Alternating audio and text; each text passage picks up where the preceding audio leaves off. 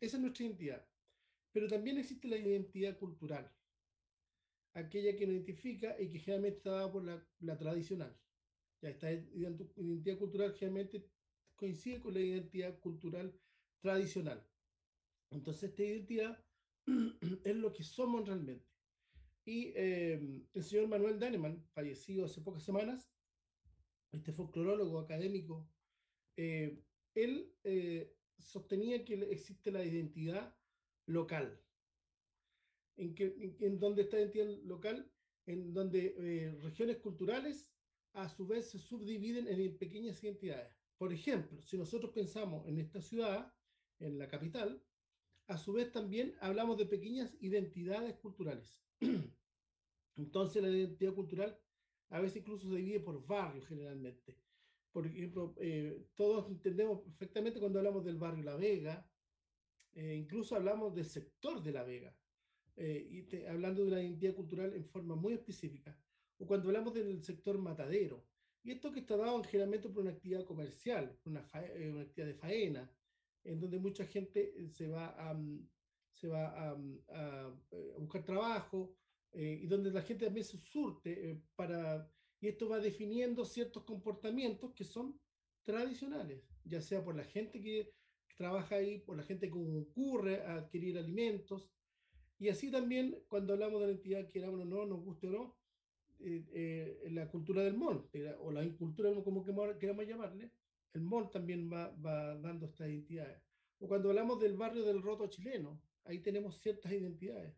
Cuando hablamos de ciertas identidades, quizás donde la gente vive con cierto grado de postergación, como los sectores marginales, o como los barrios bravos, como hablar de la Legua, la Victoria, entonces, y vamos haciendo todo un contexto peyorativo, pero esas son identidades locales. O cuando hablamos del carnaval de ciertos sectores, y así a lo largo de todo nuestro Chile. Bueno, el conjunto folclórico puede orientar su trabajo a estas identidades locales.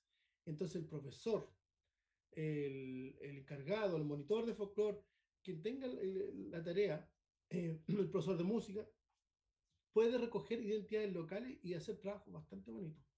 Pero nosotros vamos a ir a lo macro, vamos a dividir nuestro país en ciertos grados culturales que podemos identificar. El año pasado, en el primer semestre, eh, dimos una mirada a estas identidades o a estas zonas culturales. Bueno, les voy a compartir un PPT para entrar en materia y vamos a ver ciertos ejemplos hoy día en cuanto a su proyección.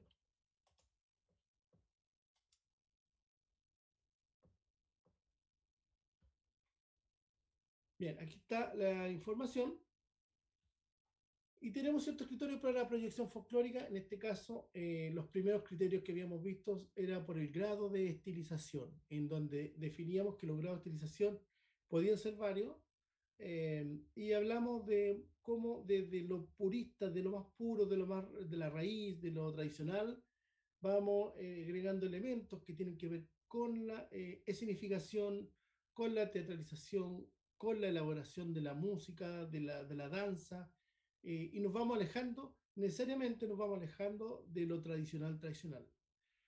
Y esto no en una especie de crítica, que es malo, que es bueno, sino que simplemente es una actividad que al final algunos grupos terminan en show o un espectáculo folclórico, como los hay poco en este país.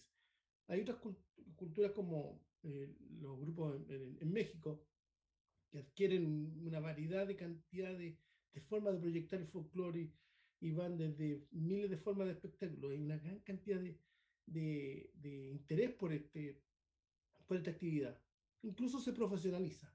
En Chile serán contados con la mano los grupos que estén, entre comillas, profesionalizados, que viven esto como un trabajo, ¿no? Que pueden vivir de esto en forma remunerada. Lo que hoy en día está escrito lo que es lo mal atendido por el gobierno a través de la cultura, como la cultura no ha sido subsidiada en ningún aspecto en estos momentos de pandemia y de estas cuarentenas. Bueno, esa es una crítica de otro análisis. Y teníamos esta forma de conjunto folclórico, el conjunto tradicional, que era más pegado a lo purista tradicional, el conjunto folclórico elaborado, que ya va adquiriendo ciertas técnicas o elementos que van ayudando a esta proyección, o que la van haciendo estilizada. Y ya los conjuntos que realmente están en un grado bastante elevado de estilización, en cuanto comentábamos con el profesor Sepúlveda, que adquieren en grado de estilización superiores. Y esto no siempre hay que regar vestiduras, que esto no es folclore, es un espectáculo y está basado con la raíz folclórica. Y ahí tenemos los conjuntos folclóricos estilizados. Y de ahí en algún momento vamos a analizar qué tipo de grupos y qué nombre se le ha puesto que en Chile no tienen mucha asertividad en cuanto a cómo es su proyección. En este país está habiendo la tendencia de decirle ballet folclórico a grupos que son o elaborados o que son tradicionales, porque las fronteras son bastante indefinidas, así que a veces nos cuesta entender que hay un grupo elaborado, pero que de repente hace guiño hacia el ballet, hacia lo muy estilizado, o simplemente de repente aparecen con cosas muy tradicionales. Ahí vamos a ver en algún momento varios ejemplos, como algunos grupos hacen esto. Entonces, la clase pasada hablamos de tres factores que son bastante importantes al considerar la proyección folclórica. Ya tenemos lo que para definir nuestro grupo en su grado de estilización, que es como lo primero lo que podemos definir. Segundo, los factores a considerar para poder centrar bien nuestra proyección tiene que ver con la temporalidad, la vigencia y la ocasionalidad. En donde la temporalidad se refería a todo tiempo cronológico en que un hecho folclórico, una manifestación, se emerge espontáneamente y quien la convoca, la comunidad. Entonces, o a la comunidad, o a veces en forma individual, o en pequeños grupos sociales, como son un artesano, o un grupo artesano, o una persona que realiza una actividad de carácter de oficio, y a esto se les llama, a todos estos intervinientes se les llaman cultores. Entonces, en esta temporalidad teníamos que hay tradiciones que emergen para una fecha precisa, otros que emergen sobre un tiempo, u otros emergen por varios tiempos, aparecer esta manifestación se hace cíclica. Uno en el año sabe que hay ciertos encuentros, ciertas fechas que van a emerger, por ejemplo, la fecha del roto chileno, las fiestas patrias, las actividades tradicionales que se realizan en las Navidades, que son diferentes en nuestro país, incluso en el mundo, o las fiestas de Año Nuevo, o así una fiesta popular como un bautizo, un casamiento, etcétera, etcétera, etcétera. O a fiestas tradicionales donde eh, ciertas expresiones populares religiosas que van en torno a alguna religión, pero que toman características de pueblo. Por ejemplo, una festividad que está muy cerca de Santiago, que concurre mucha gente, que es la fiesta de la Virgen de la Merced, aquí en Isla Maipo. Y así hay varias cosas que a lo mejor, estando a 40 minutos o menos, se realizan expresiones populares masivas y no nos damos cuenta. Yo creo que la mayoría se da cuenta, percibe que el 8 de diciembre, previo y posterior al 8 de diciembre, hay grandes expresiones concurriendo al sector de los Vázquez, donde se realizan caminatas, romerías, misas, y hay todo un grado de expresión popular en torno a la celebración de una fecha del catolicismo. En este caso, la Virgen de la Asunción la Asunción de la Virgen del 8 de diciembre, o de la Purísima, que ocurren a los Vázquez, donde hay un santuario donde se realizan bastantes actividades de carácter religioso, pero que adquieren cierto carácter popular. Y ahí dando también lo que recién decíamos, cierta, también una identidad local. Entonces, en la temporalidad, nosotros sabemos que esto sucede en un tiempo y que a su vez esto sucede durante muchos años repitiéndose cíclicamente, la aparición de este fenómeno. Pero este fenómeno a veces puede dejar de ser solicitado o de tener cierta funcionalidad o cierta identidad también. Se va perdiendo la identidad y la funcionalidad por la comunidad o por los cultores y deja de estar vigente. Y esa pérdida de la vigente pasa a ser un folclore muerto, un folclore ya no vigente. Y también este es un factor muy importante, entender de que algo que no está vigente y lo estamos proyectando como un hecho histórico, como un documento cultural. Por ejemplo, la mayoría de los bailes folclóricos que los alumnos trabajan en los colegios, que los profesores enseñan, que los profesores preparan un vestuario y buscan una música, la seleccionan y hacen un trabajo todo de carácter con elementos coreográficos básicos. Y generalmente la mayoría de esos bailes no están vigentes. Simplemente están evocados, recordados a través de conjuntos folclóricos y a través del rescate que se ha hecho de estos elementos que pertenecieron en algún momento y estuvieron vigentes. Ahora, toda esta vigencia y lo que hemos hablado de estas fechas tiene que ver con la ocasionalidad. La ocasión, el momento cronológico ocurre también con un contexto social. ¿Qué pasa en ese momento? ¿Qué pasa? ¿Por qué se reúne la comunidad? A lo mejor porque hay una necesidad de realizar una rogativa a un dios tutelar para que la salud de la comunidad o para que la buena cosecha de la comunidad, que es muy importante, el alimento, sea bien visto por estos dioses protectores y nos den una buena cosecha. O simplemente porque la necesidad de recreación o de espiritualidad, de expresarse ante la religiosidad popular, la comunidad evoca, emerge, convoca y realiza ciertos rituales que tienen que ver con la identidad local. Por ejemplo, el 18 de septiembre, esto que hablábamos de la Virgen de los Vázquez, u otras manifestaciones muy masivas como la de San Sebastián en Yumbel, eh, algo que ha ido perdiendo cierta fuerza, pero que existe todavía en torno a toda la religiosidad popular con las identidades locales. Cuando hablamos de la Tirana, Yumbel, los Vázquez, estamos refiriendo a ciertos cultos de devoción, a ciertos santos santos patronos o en torno a la imagen de la Virgen, que realizan ciertas identidades locales y que son diferentes una de otra.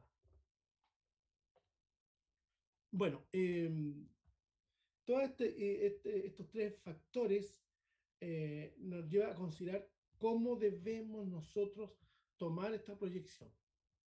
Entonces, en cuanto a cuándo se realiza esta manifestación o este hecho folclórico, y si este hecho folclórico está vigente.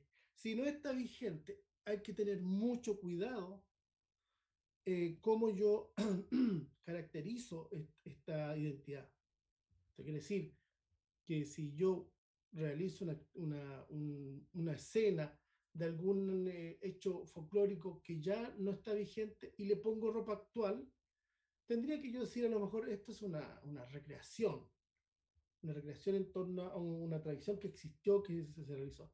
O simplemente tener cierto rigor en cuanto al vestuario y decir, el vestuario que tienen los niños tiene que ver con la época en donde esto se hacía, en donde se realizaba. Entonces, por ejemplo, si yo voy a hacer una danza de la época de la colonia, más o menos tengo que buscar el vestuario. Y también dentro de esto situar lo que decíamos con el colega en torno a los intervinientes, las personas que realizaron esta identidad, esta expresión folclórica, estas identidades culturales tradicionales, en torno a qué condición social yo tenía en aquel momento. No es lo mismo hablar de cómo se vestían en una chingana o qué pasaba en los salones aristocráticos. Absolutamente, hoy día algo que podemos darnos cuenta, que la forma de vestir y de hablar y de todas las expresiones de esos grupos sociales y que en específico eso da la identidad, cómo son las personas, hace también que esta tradición sea diferente. Entonces, todos estos elementos hay que considerarlos. Por ejemplo, si citamos una chingana, ¿qué eran las chinganas? Las chinganas, algo que vamos a también observar más adelante, eran la antecesora como de las fiestas patrias, eran sectores donde se iba a comer y a bailar, pero que eran de expresiones muy populares y estaban al otro lado del río. Al otro lado del río estaba el sector de la chimba, que también eso significa, es como al otro lado del río, y que era como lugares así ya más prohibidos, mal vistos, de baja monta, de donde iba el populacho, y era mal visto. Pero en donde también aprovechaba la gente de recursos, la gente de dinero también de ir a pasarlo bien, a desaparecerse, como a liberarse un poco del formato clasista social y compartían ricos y pobres en estos sectores. Así que eran sectores de convocatoria bastante, a veces un poco mal vistos para la época. Y en estas chinganas se convocaban, entonces veíamos gente con una ropa muy elegante y podía convivir estos grupos sociales sin problema. Y veíamos al pueblo, el que trabajaba ahí con la carrita, con el que cuidaba los caballos, las personas que eran de escasos recursos también estaban ahí. Y ahí se iba a beber y a tomar y a reírse, a bailar y a cantar. Y en ese sentido hay que diferenciar un poco cómo son las personas que intervienen o que intervinieron según la vigencia. Y también cómo se visten. No es lo mismo que estemos viendo una fiesta donde se come, se canta, se baila, después de una faena campesina, después que trillamos, después que cosechamos y se realiza, sale la guitarra, sale la comida, llegan las personas a armar este contexto, que sea una fiesta, eh, eh, a una fiesta que se convoca a la gente con cierto grado de elegancia, por ejemplo, un casamiento, que la gente llega mejor vestida, que llega con una ropa para una ocasión diferente. Bueno, todos son los elementos que uno va considerando en la predicción folclórica. Vamos a hablar entonces, para entender también, si ya tenemos un criterio de estilización, ahora vamos a hablar de un criterio antropológico. ¿Esto qué quiere decir?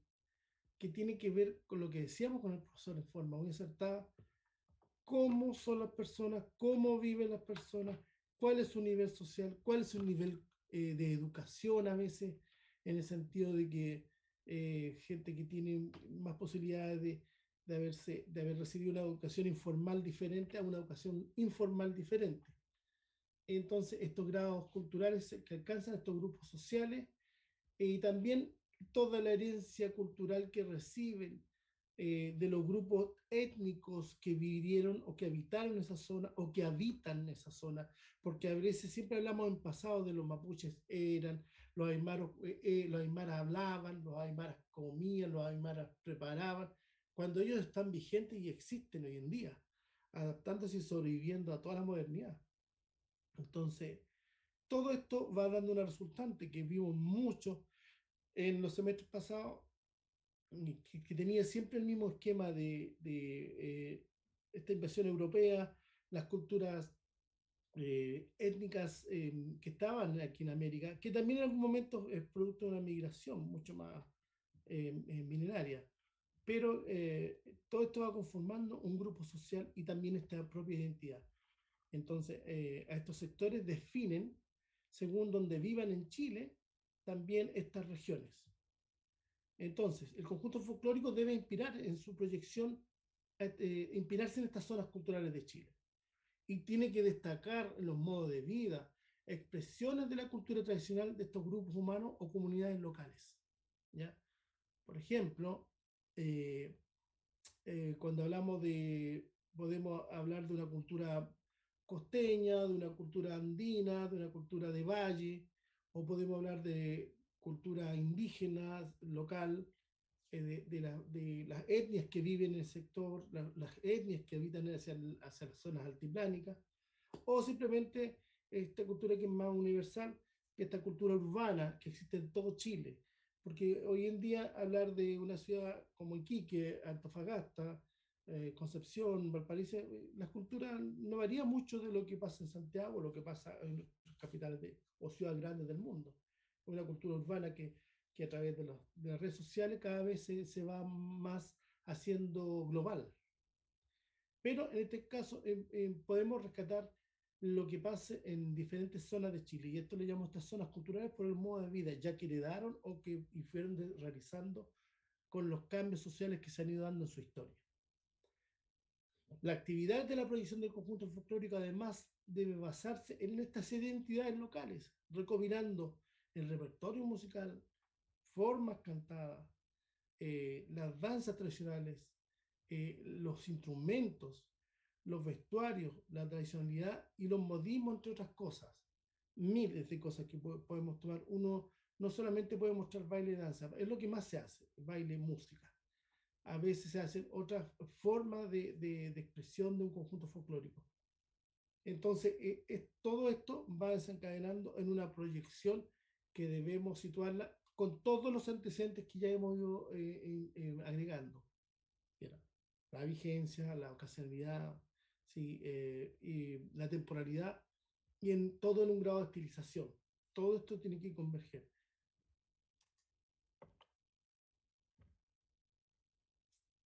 Llegamos entonces a una división cultural de Chile por regiones, que esto que ya es incluso uno cuando pasaba geografía asociaba también todo lo que era el cambio climático, lo que era, perdón, lo que eran las diferencias climáticas en nuestro país, van dando ciertos comportamientos de vida que también hay que considerar, más toda la herencia cultural que recibe una región, una zona. Y esto es como lo más conocido que se nos habló en el colegio y que también fue dando paso que nuestra forma física como país podamos ir definiendo cuando uno chico dice, no, nosotros vamos a bailar danzas del norte, no, esta música sureña. ¿Eh? Entonces, eh, estos rasgos y esta identidad se va diferenciando según la zona. Y esto es lo más conocido que tenemos. El norte grande, en donde estas regiones corresponden a Arica, Parinacota, Tarapacá y Antofagasta. Todo eso es lo que se refiere al norte grande. Eh, y que cada una de ellas tiene su característica. Nosotros podemos, en lo que se estudió en la escuela básica y en la media, cada una de estas regiones tiene su propia influencia étnica. ¿Ya? Entonces, el norte chico, lo que corresponde a Atacama y Coquimbo. En Rapa Nui tenemos todo lo que es el Valparaíso, nos referimos al Valparaíso insular. Entonces aquí hay que hacer la salvedad de que esta es una isla que está administrativamente enmarcada hacia la gobernación de la zona de Valparaíso.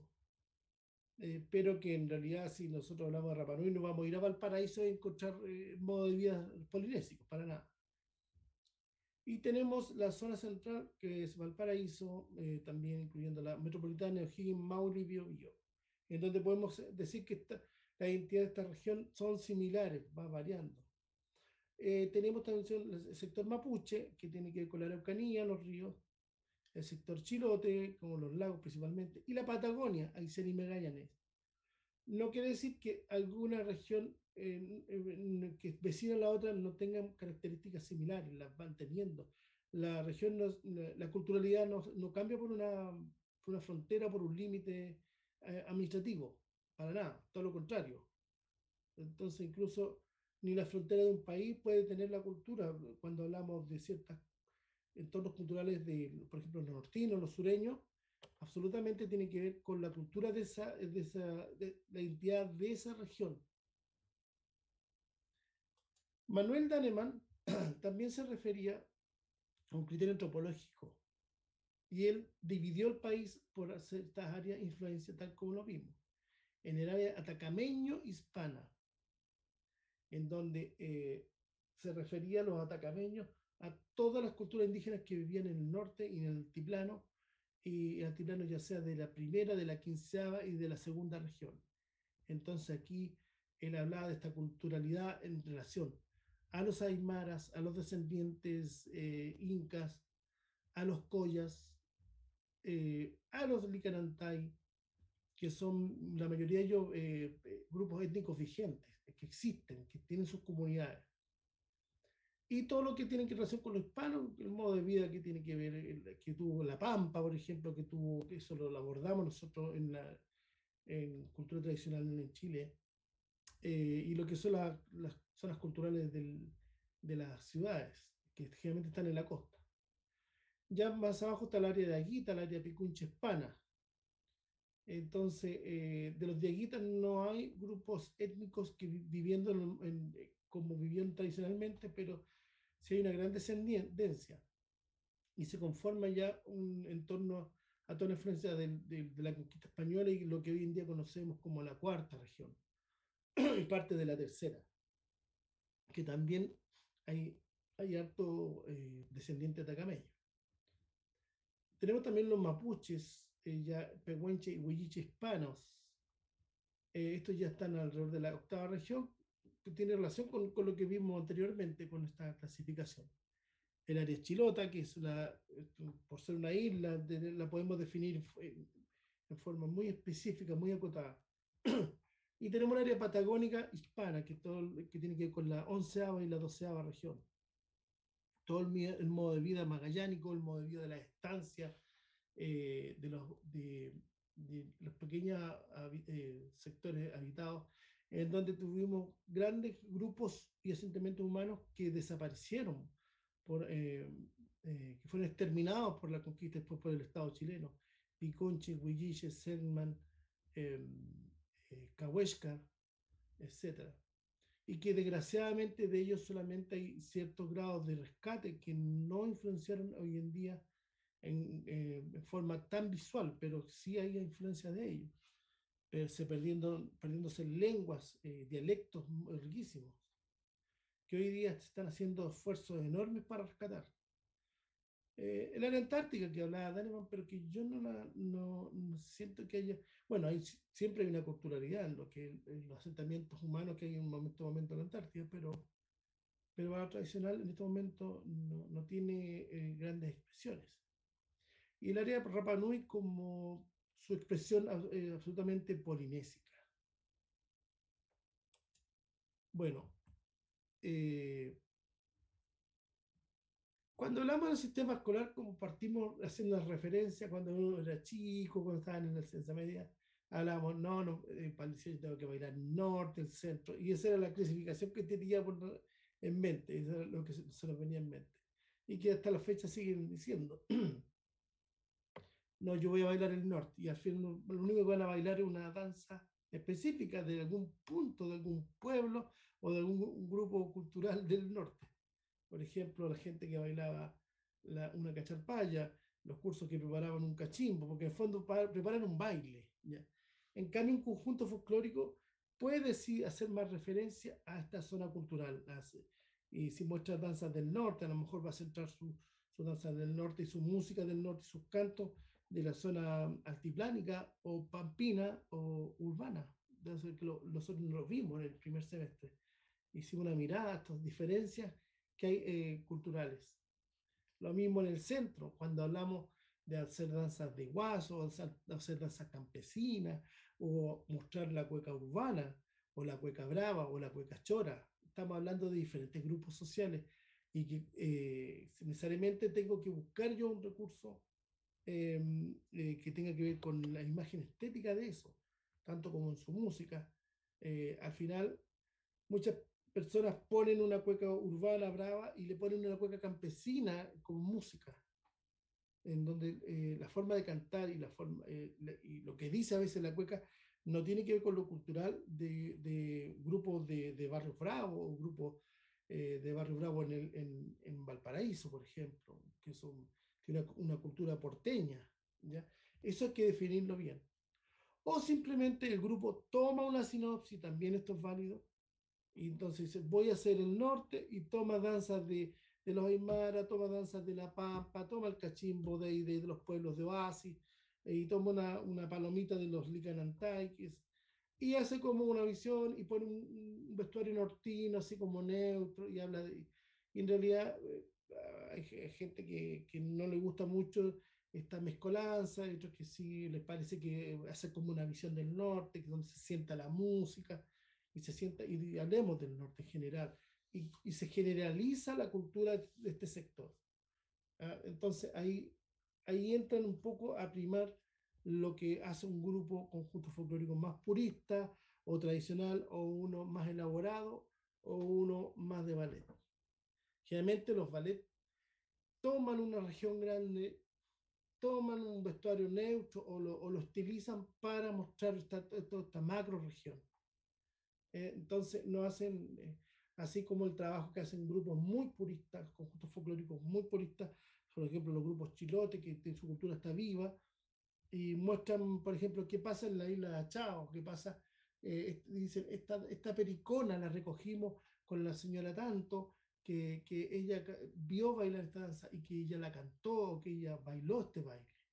Entonces ellos hacen todo un rescate específico, y mostrando la identidad como tal, ¿ya?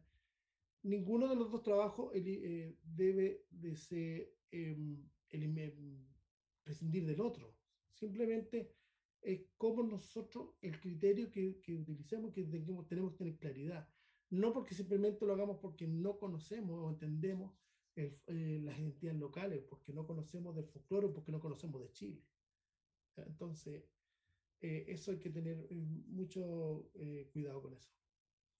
Entonces, con todas estas referencias escolares, estas referencias de carácter en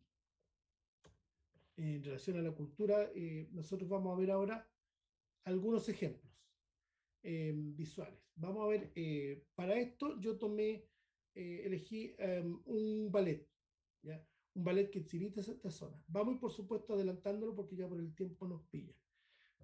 Y por supuesto nos vamos a ver todas las regiones. Vamos a tomar al Ballet Nacional de Chile, el Bafona, que ellos están en nivel de estilización bastante elevado. Y ¿qué es lo que vamos a ver de este ballet? Vamos a ver la zona norte, la zona centro con los guasos y los chilotes, y vamos a ver un poco qué pasa con los Rapanui. Ahora, ¿por qué tomé solo un grupo? Para ver cómo un grupo toma esta línea en torno al ballet, lo que hablábamos con el profesor al principio. Así que, profesor, si me permite, vamos a hacer como una síntesis de un pequeño video.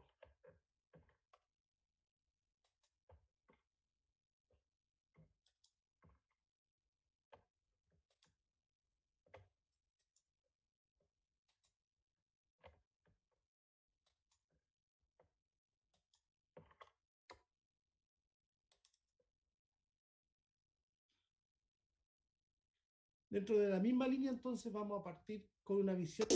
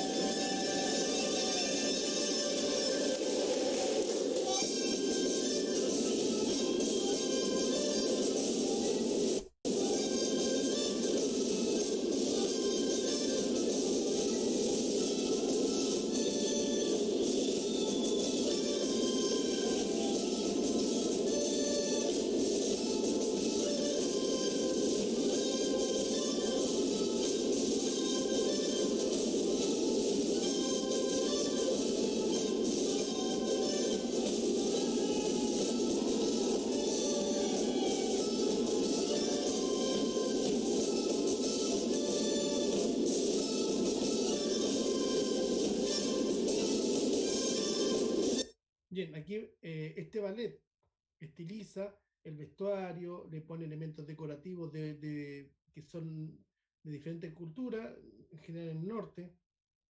Los músicos están vestidos como músicos tradicionales, pero usan una tarqueada, usan las tarcas que corresponden a ciertos grupos, pueblos. En el norte los pueblos tienen características muy locales. Y también el uso de las bandas que no llegan a todos los pueblos, porque es más caro contratar una banda simplemente porque los músicos ya no habitan en estos pueblos. Entonces, vamos a ver ahora cómo este mismo ballet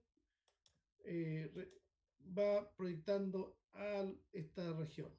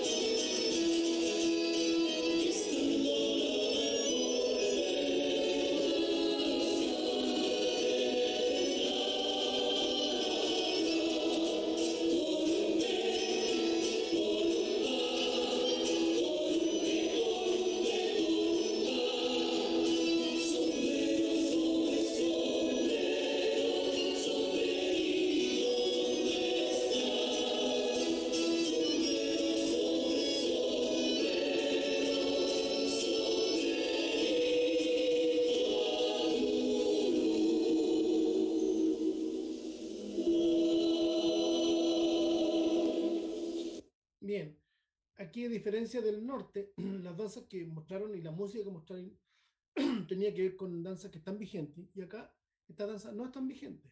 En el norte están haciendo una generalidad y acá están haciendo una muestra de generalmente acotado a una cultura guasa, ¿ya? Que también está bastante estilizado, sobre todo la música, el ordenamiento, las voces.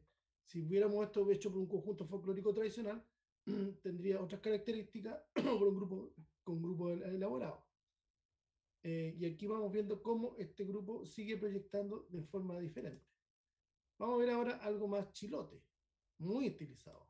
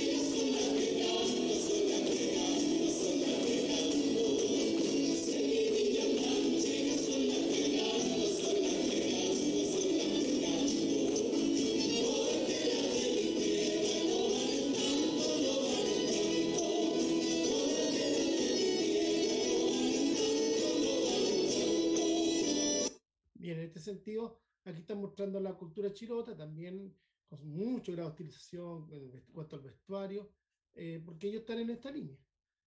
Incluso también mostrando algunas danzas que no están vigentes. Y vamos a ver qué pasa cuando ellos muestran la cultura Rapanui.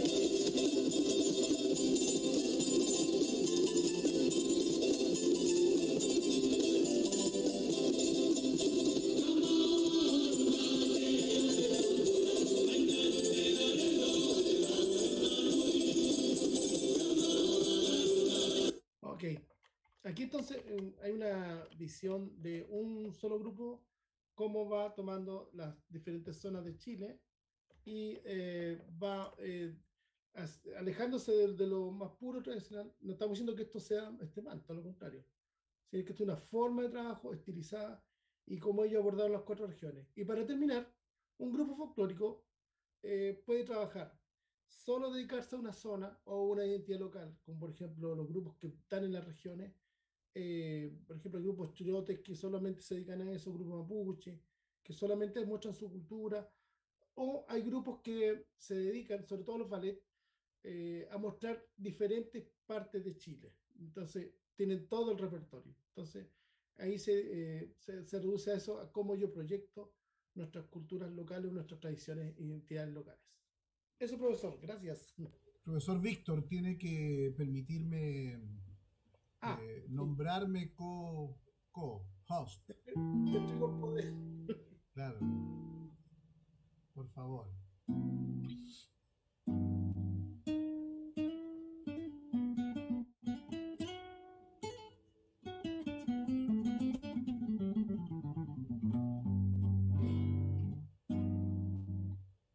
Ok. Una cosa que me gustaría eh, complementar de lo que nos mostró el profesor Víctor, de este ballet nacional chileno, ¿no es cierto? Que es un ballet nacional chileno, es que si ustedes cuando están cerca de la raíz o están cerca de la tradición, no solamente nosotros podemos observarlo desde el punto de vista de la danza, el movimiento que tiene o de lo que no tiene, ¿ah? Sino que eh, básicamente nos damos cuenta de cosas que son estéticas musicales. ¿Ah? Cuando escuchábamos esa banda, como nos mostraba el profesor Víctor, haciendo esa danza con abuelos carnavalones, que se llaman esos personajes, ¿no? Que son en el fondo entre comillas, así como los dueños de la fiesta en un pueblo, en un poblado, por ejemplo, Cariquima, es un poblado que está de Iquique hacia la cordillera, muy cerca de la frontera con Bolivia. Cuando tú subes, obviamente lentamente, los tetitas aún más lento, porque son 4.000 metros de altura, eh, uno se da cuenta que hay una banda, porque el pueblo, la gente vive en el pueblo, o los niños que vivían en el pueblo, muchos de ellos se fueron a Iquique, por ejemplo, a estudiar. Entonces trajeron, muchos de ellos son profesionales, por ejemplo, ¿te fijas? Pero el carnaval lo hacen en su pueblo, en Cariquima o en Colchane, por ejemplo. Está al lado de la entrada con Bolivia, está como en la puerta norte ahí para llegar a Bolivia, Colchane. Entonces, muchos de ellos con un poder adquisitivo mayor contratan una banda. ¿Ah? Por eso que de repente podéis tener un carnaval de una semana con distintos momentos con una banda. Ahora, nosotros si miramos y tenemos la suerte un día de viajar e ir a una, nos vamos a dar cuenta que cosas que a nosotros los músicos, a la gente de la música le llama la atención, por ejemplo, los ballets. ¿Qué es lo que hace un ballet? Si la melodía que estás escuchando de la banda está en fa sostenido menor, en términos reales, en Cariquima, el ballet la va a tocar en re menor. No sé si me explico. El ballet, tú dices, ¿por qué no suena, no tiene ese brillo o no tiene ese gusto que tienen las bandas? Los que han tocado en bandas saben a qué me refiero. Es decir, ¿por qué no suena este brillo de la banda? Que es un gusto, es una especie de sazonamiento que tiene en las bandas en sí mismas, tiene que ver con las tonalidades que tocan los ballets. Por una razón muy simple, porque no van a estar tocando 20 minutos en fa sostenido menor, porque eso implica un trabajo muy fuerte hacia el labio. Por lo tanto, en vez de tocar acá arriba y generar agudos y sobreagudos, bajan la tonalidad y tocan en re menor o en do menor a veces, algunos conjuntos, algunos ballets, porque evitan la sonoridad, evitan el cansancio, porque es mucho más fácil tocar en do menor, más o menos llegando hasta el do central, o sea, desde el do central hasta el do superior, básico un re, por ahí un mi bemol, máximo para llegar como, como ámbito. ¿Se acuerdan que hablábamos el otro día del ámbito y la tesitura? Entonces usan una tesitura muy baja, para decirlo de manera técnica. Entonces, una melodía que para un grupo de la zona está en la menor, para un grupo ballet va a estar en mi menor. Así, bien ronquita, bien delicada, no va a tener que llegar a un la, sino que va a llegar a lo más alto un mi, por lo tanto la banda va a sonar bastante menos brillante que el grupo en sí mismo. Ese es un alcance que quería darles y que es una cuestión técnica que no es por ningún caso peyorativa, ¿no es cierto? Pero es una cuestión técnica. No es lo mismo que toquemos en tonalidades originales, como tocan los grupos folclóricos, o sea, como tocan las agrupaciones tradicionales en el norte, una banda, a como toca una banda de un ballet. ¿Y por qué? Porque se modifica un montón de cosas. Entre las cosas que se modifica, en la tonalidad. Por lo mismo, cuando tú escuchas un ballet, ya que el profesor Mora mostró un ballet, tampoco vas a tener en la música chilota gente cantando por allá arriba, así como agudo, ocupando una tesitura más alta de la normal o la que uno ocupa para hablar. ¿Te has fijado, no? No van a usar el falsete como se usa en el norte chileno, no van a usar el unísono agudo como cantan las mujeres al unísono en Chiloé, sino que también van a hacer el mismo recurso de cambiar la tonalidad. Cualquier cosa que tú escuches van a estar escritas y arregladas para las tesituras vocales de los músicos que están en los ballets. Esa es una condición. Y esa es la diferencia con los conjuntos folclóricos. Musicalmente hablando, es una diferencia notable, porque los conjuntos folclóricos generalmente explotan el color que escucharon cuando fueron a algún lugar, ¿no es cierto? Escucharon una cuestión que era en mi mayor, allá arriba, los grupos folclóricos la tocan en mi mayor. No hacen esta revisión que acomoda, de acomodo de tonalidad. Lo único que los muchachos de Bafona, por ejemplo, o de otros ballets, les es muy difícil cambiar es la música Rapa Nui, que generalmente la van a tocar en do mayor. Y eso es una condición porque ahora actualmente ellos están involucrando el ukelele hawaiano, ponte tú, y ese ukelele tiene una condición bien precisa en cuanto a a sus 4 órdenes de cuerda, tiene una condición bien precisa que es el do mayor. ¿Eh? El do mayor que básicamente la tonalidad que es mucho más adecuada para el ukelele. ¿Mm? Entonces, en ese sentido, Sin duda que estamos, hay cuestiones que están condicionadas, inevitablemente, condicionadas al, al instrumento. Es muy difícil, o sea, es demasiado complejo empezar a cambiar para cantar en Re mayor, por ejemplo. Es muy difícil aquello porque no nos va a dar, no nos va a dar. Entonces nosotros, eh, es una de las cosas que vamos aprendiendo con los grupos folclóricos es en qué tonalidad vamos a cantar. Yo les decía que prepararan la gargantita con algo tibio.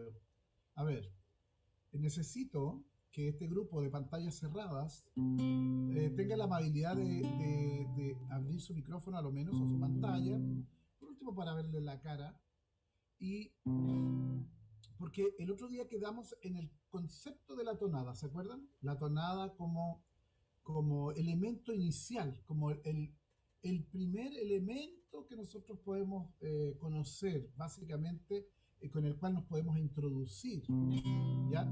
Probablemente la tonada sea de lo menos conocido para personas que no han participado en espacios de música tradicional folclórica chilena. Y eso es muy dado así por razones que yo no tengo la posibilidad, no tengo ningún argumento para decir, pero no tengo ninguna duda tampoco, eh, es que tiene que ver con que hubo un alejamiento histórico de la música de la zona central a partir de la dictadura militar, por una razón obvia, y que fue que las músicas que no tenían esta lógica de la zona central, de los guasos quincheros, digamos, durante muchos años fueron los que llenaron el espectro y como se asocian muchos de ellos a una especie de poder político, la música quedó instalada ahí. Pero yo siempre digo lo mismo, la música no tuvo la culpa de eso, ¿no? No tuvo responsabilidad con eso. Son las personas las que confundieron algo. Esta cuestión patronal, ¿no? Esta cosa patronal del guaso patronal no tiene la culpa la tradición. Por eso que una de las primeras cosas que hacemos es reconstruir esta, esta manera. Esta manera. Yo tengo una tonada o una cueca. Según Margot Loyola, ella, siendo como siempre tan clara y tan precisa en su manera, dice, le preguntan a ella, ¿es la tonada en las cuecas? Le dicen, ¿es la tonada la base de la cueca? Y ella dice, están muy hermanadas. Yo propongo que en realidad tienen muchas características unas con otras. Es difícil saber o decir desde cuándo exactamente es popular la tonada o la cueca, pero creo que ya lleva unos 200 años refiriéndose a la tonada. Y en ese sentido, eh, la tonada, dice Margot Loyola, desde su apreciación y desde su investigación, para ella la tonada sería anterior a la cueca como manifestación musical. Imagínense, si ya la cueca es una danza que viene desde el siglo XIX, aproximadamente establecida en unidad desde la guerra con la Confederación Perú-Boliviana. ¿Se acuerdan de esa época, no? Los chicos que estudiaron para la PSU acá se deben recordar que hay una guerra previa a la guerra. Veamos cómo se mueven los 800 puntos que sacamos en la PSU para quedar en esta carrera.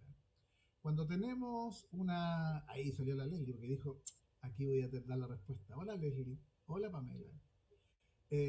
¿Cuándo fue la guerra con la Confederación Perú-Boliviana? No es la guerra del Pacífico. ¿Quién me puede decir? Ya, pongamos en juego los 700 puntos de la PSU. En los años 40, profe, del En los años 1800. 40, del 1800, ¿cierto? Exactamente en la década del 30, en realidad. Se agarran los chilenos con los peruanos cuando antes habían estado juntos para pelear contra España, ¿no es cierto? Se agarran por las guaneras, obviamente. Siempre nos estamos agarrando por algo, pero básicamente porque estamos incitados por potencias extranjeras que nos hacen agarrarnos del moño con los hermanos de la provincia del sector, digamos. Esa es una condición natural. Bueno, en ese momento se produce una danza, hay una danza que tiene muy poca referencia en Chile, que se llama la zama cueca. La sama cueca es una danza que era muy popular ya en Perú y que tenía muchos elementos negroides. Y en Chile llegan algunas samacuecas que se bailan muy balseadamente. Un negrito muy fino me dijo un día que se moría si no lo amaba. Ese negrito fino es muy linda esa canción. Es una samacueca. El negrito fino es muy interesante porque es muy femenina. Dice, un negrito muy fino me dijo un día que se moría si no lo amaba. ¿Y por qué digo que es muy femenina? Porque dice, yo nunca lo he querido y no se ha muerto, dice la niña.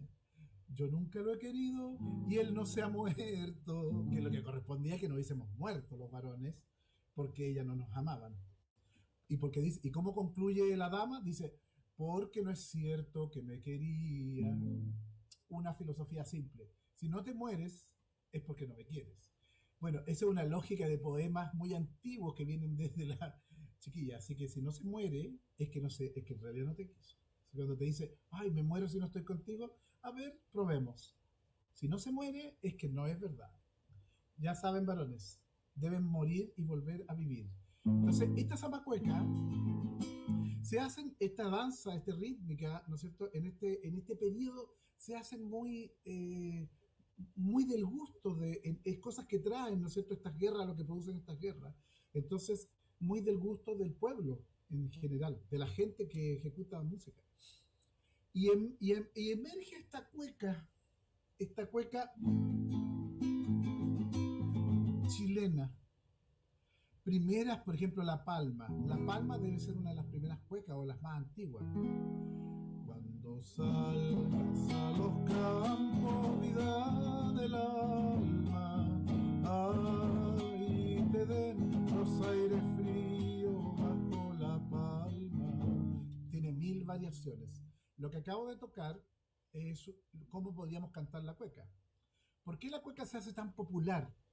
Se hace tan popular porque, entre otras cosas, toca elementos muy sensibles. Hay cuecas que son para el amor, hay cuecas que son para la pena de amor, hay cuecas que son para escucharlas, solamente no son para bailarlas. Hay cuecas que son para bailarlas y aparece este elemento de danza, ¿no es cierto?, con el uso del pañuelo. Dice Margot Loyola, el uso del pañuelo nos da una sensación o nos da una idea de lo árabe que estaba instalado en España ya, ¿no es cierto? ¿Cuántos años tuvieron los árabes en España?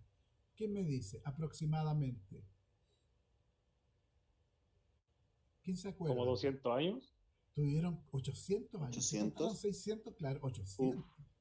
Por eso tenemos construcciones, tenemos todo eso. Y entonces emerge una música que se llama la música andalusí. Los andalusí. Ustedes han escuchado hablar de esto, de la música flamenca, de la manera de cantar, del melisma. ¿Qué es el melisma? Músicos. Y Un músicas. adorno vocal. Un adorno. ¿Cómo sería un melisma, Leslie? Tendría que salir de la línea melódica ya preparada, Ya. pero ¿o quiere que lo ejemplifique? Claro, pues, si yo quiero que cantemos, no estoy esperando menos, no estoy A esperando ver, menos. podría ser, no sé, algo como más popular. Cualquier cosa. Algo así. Muy bien. Cristina Aguilera, ¿no? Cristina Aguilera. Pero también el melisma es cuando nosotros cantamos no sé qué. ¿Ah? Cuando ¿cachai? Que hay gente que canta así, hay niños de las bases más populares, incluso que siguen cantando de esa manera. El día más hermoso es hoy el de mi... ¿Hay cachado eso? Es hoy el de mi madre, madre. ¿De dónde creen ustedes que viene eso? Porque la gente canta así. Si alguien me refuta, empecemos al tiro y pongamos las pruebas sobre la mesa. La gente canta así. Cualquier cosa que cante. El día más hermoso, mira. El día más hermoso es hoy el de mi madre, madre. ¿De dónde viene eso? Obviamente. Viene del cante árabe. No se olviden de eso. Eso es árabe. Eso no tiene que ver con Chile ni con España. Tiene que ver con los melismas del cantar andalusí. Bueno, esas formas canciones van a llegar a América, obviamente, y en Chile se van a instalar. ¿Por qué?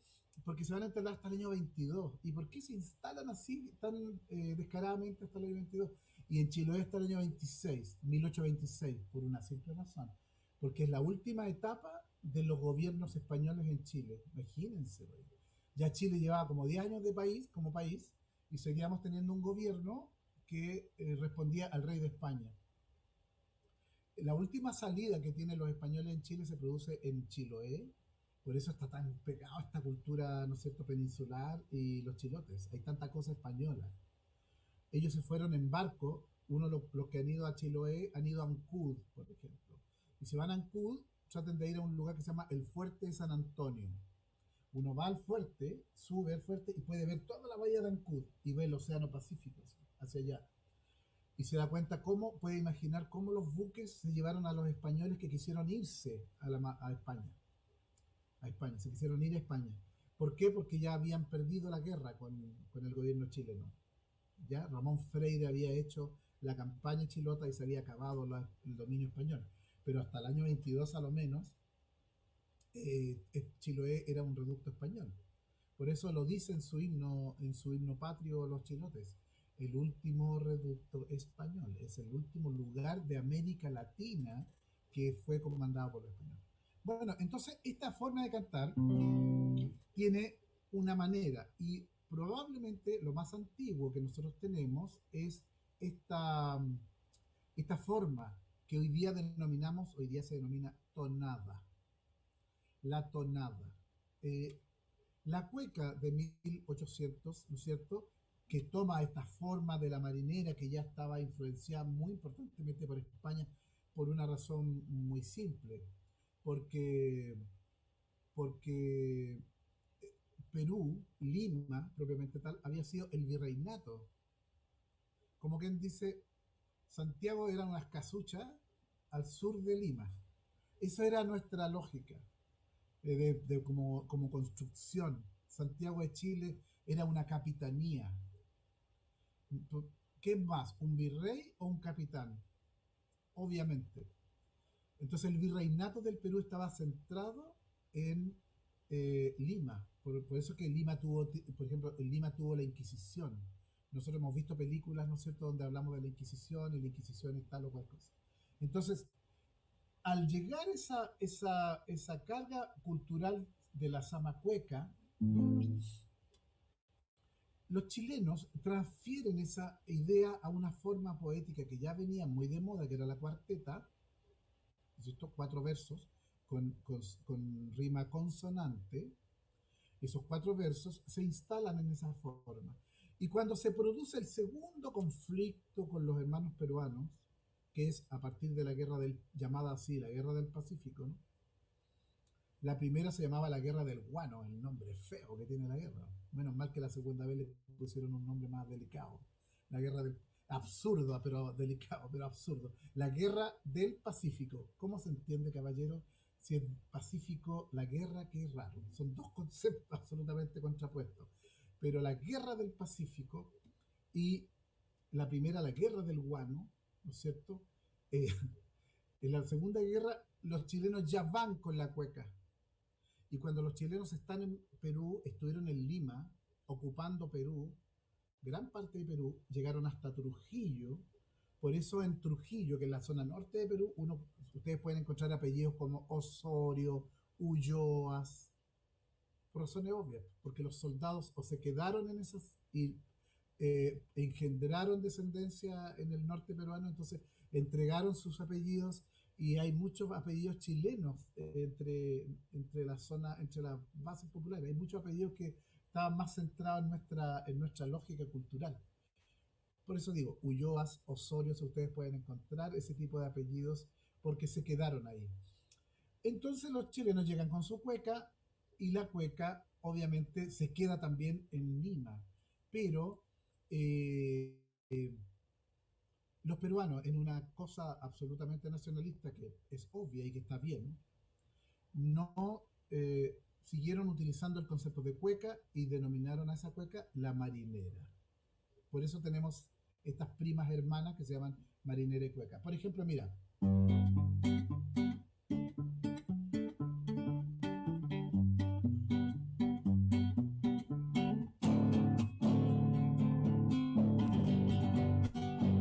redondez del mundo, caramba sí. Soy la redondez del mundo, caramba sí, caramba sí, caramba no. Sin mí no puede haber Dios, caramba sí, caramba no. Sin mí no puede haber Dios. Eso es una marinera.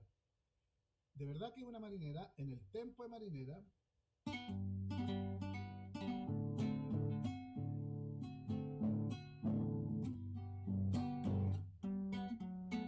Esta marinera me la enseñó un músico peruano que tocaba en un bar muy famoso en Lima en la década del 80 que se llamaba Porfirio Vázquez.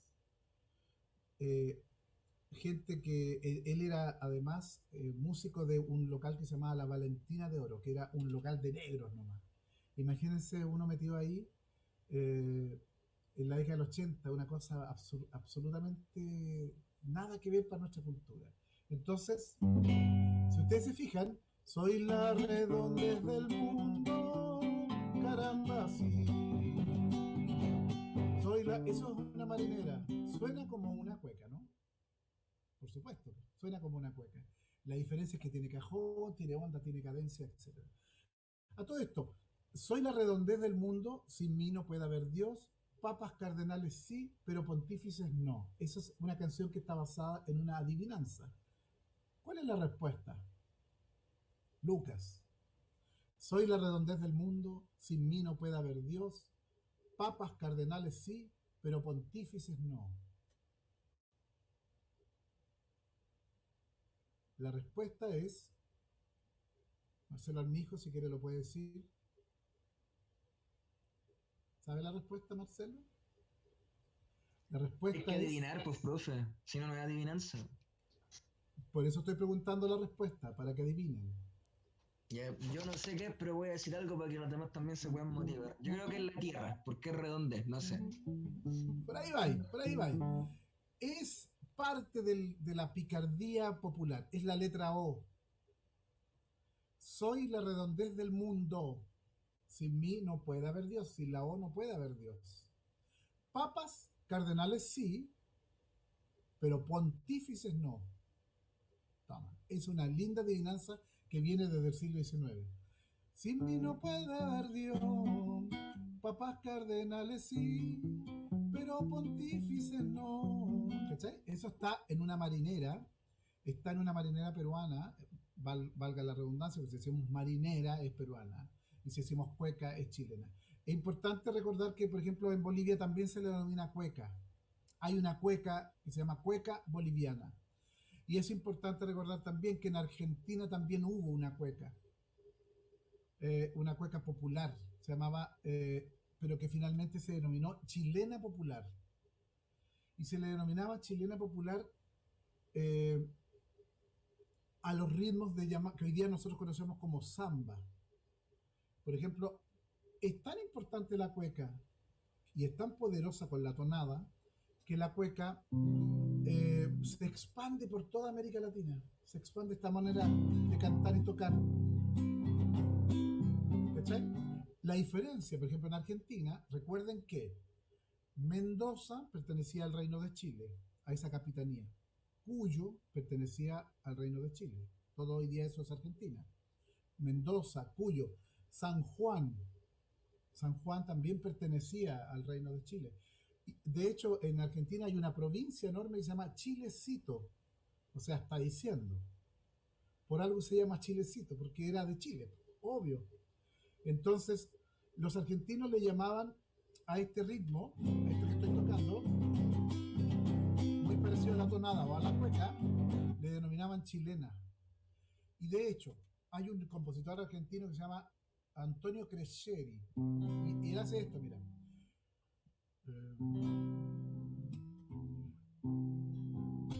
Yo digo que no me quieres, pero eso no es un motivo. No sé si ubican esa samba, se llama La López Pereira. Se le conoce así. Yo quisiera olvidarte, es imposible, mi bien, mi bien. Eso es argentino. esa samba que les acabo de contar es la primera samba inscrita en el derecho autoral argentino. Y el nombre es así: Chilena Popular Salteña en honor al doctor López Pereira. Así se llama completa el nombre de la inscripción en el derecho de autor argentino. 1903. ¿Cachai? Y eso es una cueca.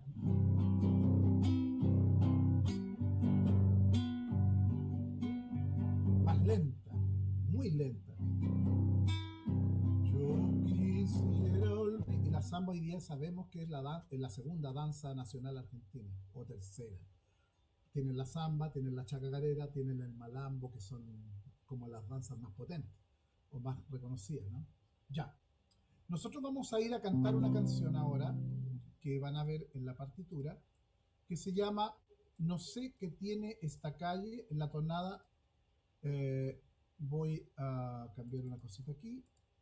Denme un segundito. Le pongo la Q y quedamos bien. Ustedes la pueden ver, ¿no? Si quieren la voy a agrandar un poquito para que la tonada. Entonces, mira, voy a darles la gracia de la cueca y la tonada, más de la cueca que de la tonada, es que son muy simples, por eso perviven hasta el siglo XXI. Cuando uno canta una cueca dice: quéreme como te quiero, aló, aló. Primer verso, primer periodo de la frase: háblame como yo te amo, con quién hablo yo. Segundo y final: amame como yo te amo, con quién hablo yo. El aló, aló. Si hay una cueca chilena, el aló, aló la es. Entonces, si ustedes se dan cuenta, yo después puedo pasarles la letra a ustedes y ustedes pueden cantar perfectamente la cueca. Porque lo que viene es una variación de la misma cuestión que acabo de exponer. Dame la vida que quiero, aló, aló, etc. Tú puedes cantarla. Esa facilidad de la construcción musical que tiene la cueca ha hecho que perviva. Entonces, la tonada tiene algo similar. Mira. No sé qué tiene esta calle que parece que ha llovido. Se repite. No sé qué tiene esta calle que parece que ha llovido. Ya. ¿Quién me reproduce esa melodía? Con el texto, por favor. Lucas, Víctor Morano, Marcelo. Abro la participación para que quien quiera repetirla. Tenemos a Isaías, a Carlos, Patricio Lobos, Benjamín, Constanza Prado, Matías, Felipe Norambuena, ya, Marcelito. La voy a repetir. Ahí voy, va. Dale. Ay, pensé que tenía que repetir. ¿Voy a cantarla de nuevo? No sé qué tiene esta calle que parece que ha llovido. ¿Repites? No sé qué tiene esta calle que parece que ha llovido. Casi. Casi perfecto. A ver, eres, como dice Felo, casi perfecto.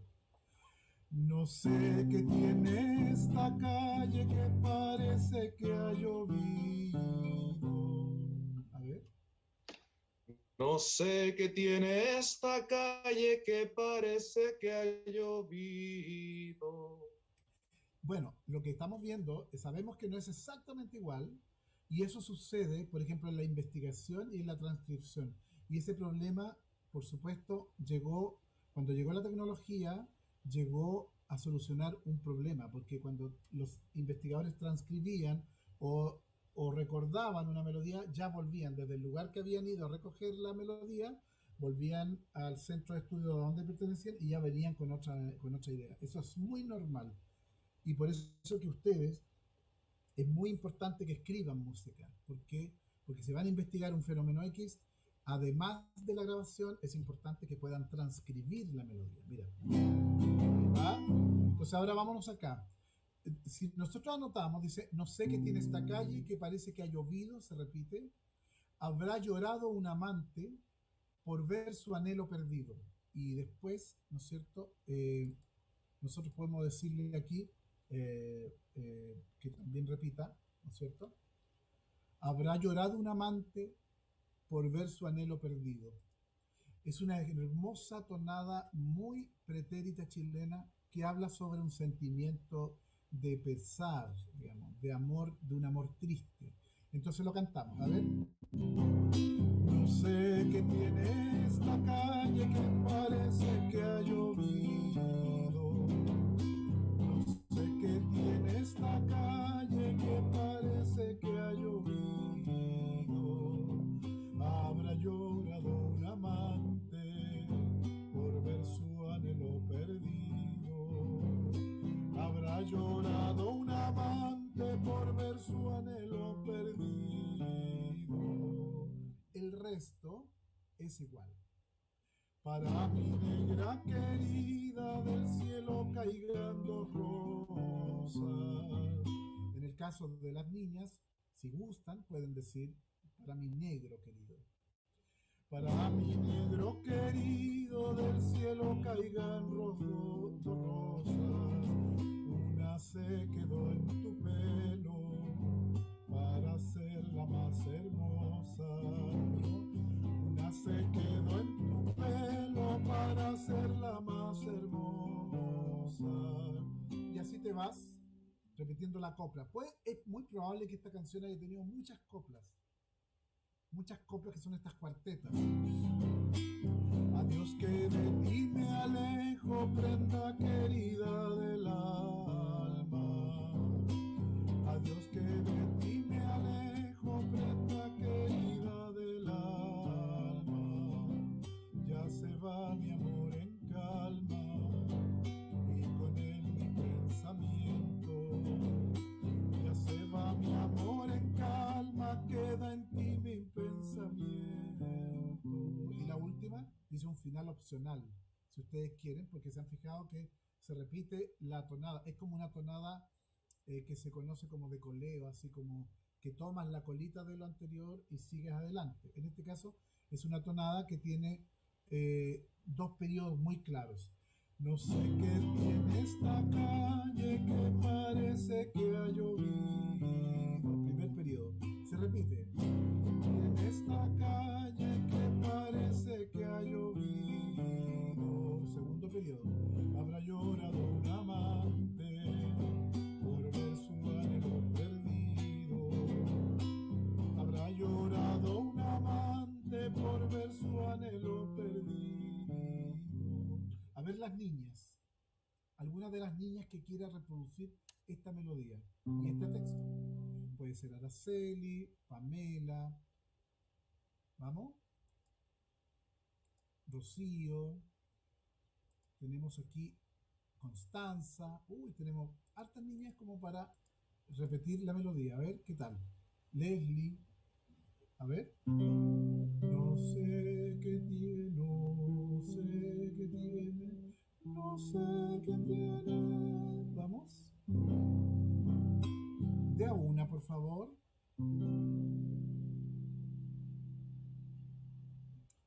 Tienen que perder un poquito la timidez, profesores. Los profesores tenemos que perder un poquito la timidez. Es más, tenemos que tener una especie de gusto porque alguien vea lo que nosotros hacemos, porque de eso se trata nuestro trabajo en parte. Mostrar lo que hacemos. Dale, a ver. No sé qué tiene esta calle que parece que ha llovido. Habrá llorado un amante por ver su anhelo perdido. Habrá llorado un amante por ver su anhelo perdido. Ok, si vamos a la partitura, la tenemos aquí, nosotros podemos entender, ¿no es cierto?, que aquí tenemos la partitura. La tonalidad de do mayor no es una tonalidad que sea incómoda para hombre o mujer, porque están dentro de un espacio bastante aceptable. del registro o de la tesitura más grave en el caso de las niñas. En el caso de las voces masculinas, está dentro de una tesitura cómoda. Ahora, si quisiéramos cambiarlo, usamos la lógica de las quintas y nos vamos al sol. No sé qué tiene esta calle que parece que ha llovido. Niñas, esa sería para ustedes, ¿no? Ahí les queda un poquito más cómoda. Dale, a ver. Leslie, ¿te atreves? Wow. A ver, ok. Se me acabó el tiempo. Ya, vamos a seguir. Porque el primer trabajo que vamos a hacer, el trabajo que tenemos que hacer, vamos a seguir, se salvaron. Pero les voy a enviar este material, un tutorial de este material para que lo puedan ver. Y lo tienen que aprender. Voy a mandarles también el raqueo de la guitarra porque hay un trabajo que hacer que vamos a ir desarrollando la próxima clase. Pero acuérdense, deben cantar esa melodía y vamos a ver la próxima clase cómo armonizarla. Eso es muy interesante. Después vamos a tener que ver cómo la vamos a transformar en un pequeño número musical para poder devolverla después y ser evaluados con eso. Por eso que es bueno que lo canten ahora. Profesor Víctor, como siempre decimos, ¿no? Partimos a la hora y terminamos a la hora. Así es que estén muy bien, cuídense mucho, todavía queda harto de la semana, así que nos vemos el próximo martes. Hasta pronto, Chao, muchachos. chao chicos, que estén muy bien. Chao, profe. Chao, profe, chao, gente. Bien. Chao, profe, Chao, chao a chao. todos.